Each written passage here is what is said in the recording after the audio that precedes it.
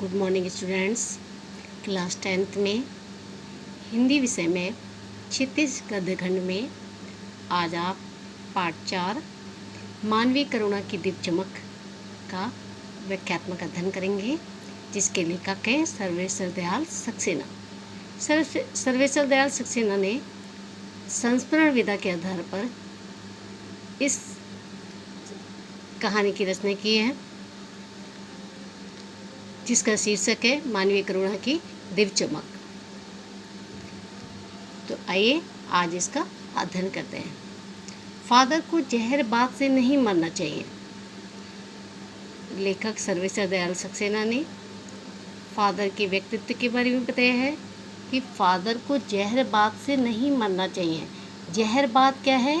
एक प्रकार का फोड़ा, असाध्य फोड़ा। जहरबाद से नहीं मरना चाहिए था, जिसकी रगों में दूसरे के लिए मिठास भरे अमृत के अतिरिक्त और कुछ नहीं था। तो लेखक ने फादर के व्यक्तित्व के बारे में बताया कि वो जब भी किसी दूसरे से मिलते थे हमेशा प्रेम पूर्वक मिलते थे और उनके दिल में किसी के लिए कोई गलत भावना नहीं थी। तो कह रहे हैं कि उनको इस जहरबाद जैसे बीमारी से या जहरबाद जैसे फोड़ा से ही आखिर क्यों ऐसा विधान रचा गया कि उनकी ऐसी मृत्यु हुई। तो उन्होंने कहा है उसके लिए जहर का विधान क्यों? जो इतने अच्छा व्यक्ति है कि अच्छे व्यक्ति हैं कि जिससे भी मिलते हैं सबसे प्रेम पूर्वक मिलते हैं, तो उसके लिए ऐसा विधान नहीं होना चाहिए।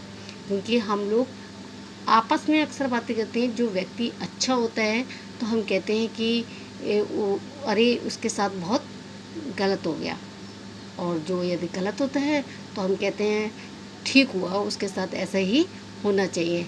या हम कुछ लोग पुराने लोग थे, वो कहते हैं कि अरे वो ऐसी मौत मरे कि उसे कौवे खाएं। यह इस प्रकार की हमारे अंदर की भावनाएं होती हैं कि जो अच्छा कार्य करता है तो उसके लिए अच्छी बातें निकलती हैं। तो इसी प्रकार से फादर को उन्होंने कहा जहरबाद से नहीं मरना चाहिए, क्योंकि वह जो है दूसरों से हमेशा प्रेम पूर्वक मिलते थे। अब वो कह रहे हैं यह सवाल किस ईश्वर से पूछे। लेखक कह रहे हैं कि यह सवाल मैं किससे पूछूं कि प्रभु की आस्था ही जिसका अस्तित्व था, यानी जो पूरे अपने जीवन भर पूरी पूजा पाठ प्रार्थना में ही लगे रहे, तो मैं किससे पूछूं? वह देह की इस यातना की परीक्षा उम्र के आखिरी देर पे क्यों दे? यानी उनको अपने आखिरी समय में इतने कष्ट क्यों मिले? तो मैं ये सवाल किससे पूछूं जो कि जिनका पूरा जीवन जो है प्रभु की आस्था में ही लगा रहा। एक लंबी पादरी के सफ़ेद चोगे से ढकी आकृति, सामने है गोरा रंग, सफ़ेद झाई मारती भूरी दाढ़ी, नीली आँखें, बाहें खोले गले लगाने को इतनी ममता। तो आपसे पूछा जाएगा कि फादर के व्यक्तित्व के बारे में बताइए। तो फादर क्या व्यक्तित्व है? गोरा रंग, सफ़ेद झाई मारती भूरी दाढ़ी, नीली आँखें, और सबसे वह प्रेम से मिलते थे। तो ये उनका क्या हो गया? फादर का व्यक्तित्व हो गया। क्या? गोरा रंग, भूरी दाढ़ी, नीली आँखें, और सबसे वो प्रेम से मिलते थे। इतनी ममता, इतना अपनत्व इस साधु में अपने हर एक प्रियजन के लिए उमड़ता रहता था। और ऐसा नहीं है कि ये जो फादर थे सिर्फ अपने लोगों के लिए ही उनका क्या होता था, सिर्फ अपने लोगों के लिए ही उनका प्रेम उमड़ता था वह, मगर उनके लिए जो भी उनसे मिलता था वह सबको अपना समझ के उनके साथ प्रेम से मिलते थे। मैं 35 साल से इसका साक्षी था। अब लेखक कह रहे हैं मैं 35 साल से मैं ये सब देखता था कि वह अपने लोगों से नहीं बल्कि जो भी उनसे मिलता था वह सबसे प्रेम पूर्वक मिलते थे। तब भी जब वह इलाहाबाद में थे तब भी वह दिल्ली आते थे, जब वह इलाहाबाद में थे और जब वह दिल्ली आते थे। आज उन बाहों का दबाव मैं अपनी छाती पर महसूस करता हूँ।